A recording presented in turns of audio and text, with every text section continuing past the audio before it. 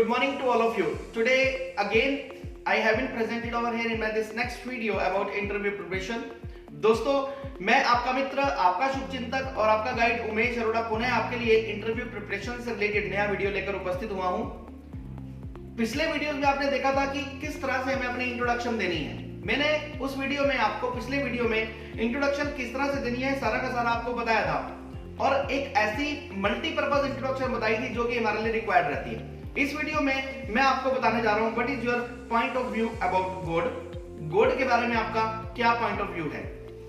God के बारे में हमारा पॉइंट ऑफ व्यू ये है कि अगर हमसे ये क्वेश्चन पूछा जाता है, अगर हमसे ये प्रश्न पूछा जाता है कि गॉड के बारे में आप क्या कहना चाहते हैं, तो बहुत सिंपल सी बात है, हमें केवल और केवल आप जिस मर्जी धर्म से हैं, जिस मर्जी संप्रदाय से हैं, जिस मर्जी रिलीजन से हैं, जिस मर्जी मत से हैं, जिस मर्जी देवी देवता को मानते हैं, आपका केवल और केवल भगवान के बारे में केवल केवल एक ही आंसर होगा, that is the word God is the combination of 3 alphabets.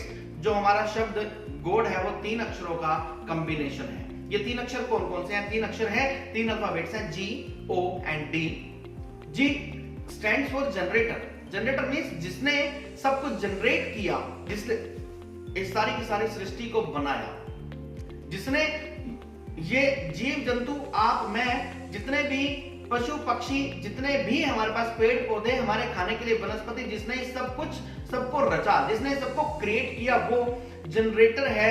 God stands for generator. Second word stands for O stands for operator.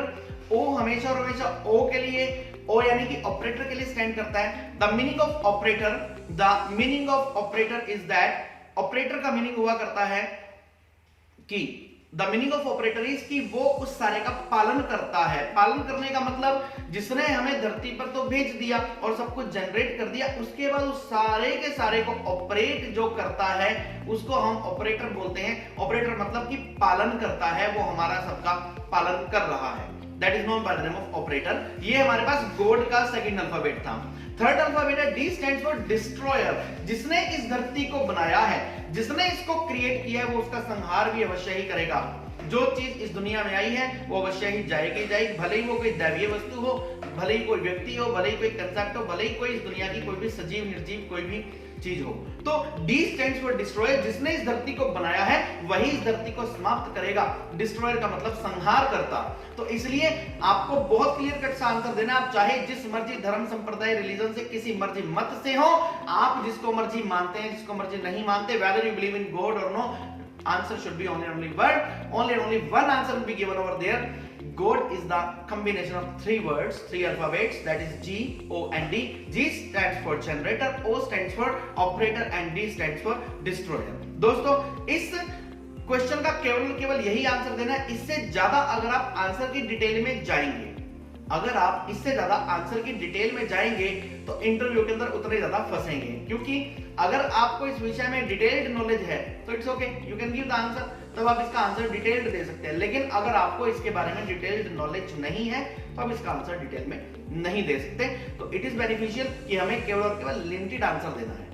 Interview preparation के लिए हमेशा एक बात ध्यान रखिएगा, इंटरव्यू देते समय कि हमें एक बहुत बड़े जंगल में विचरण नहीं करना, हमें एक बहुत बड़े जंगल में नहीं जाना जहां पर हमारे आने जाने का रास्ता पता ना हो। हमें केवल और केवल टू द पॉइंट लिमिटेड बात करनी है। लिमिटेड बात के लिए हमारे पास ये आंसर सफिशिएंट है। दोस्तों इससे अगले वीडियो में हम नेक्स्ट क्वेश्चन डिस्कस करने जा रहे हैं। अगर अभी तक आपने मेरे इस चैनल को सब्सक्राइब नहीं किया तो please do like, subscribe and share my channel. हाँ, कमेंट बॉक्स में लिखकर मुझे अवश्य ही बताइएगा कि इन क्वेश्चंस के बेस पर आपको किस इंटरव्यू में कितनी सफलता मिली। इन्हीं शुभकामनाओं के साथ आपका मित्र, आपका शुभचिंतक और आपका गाइड उमेश अरोड़ा, इंग्लिश गुरु।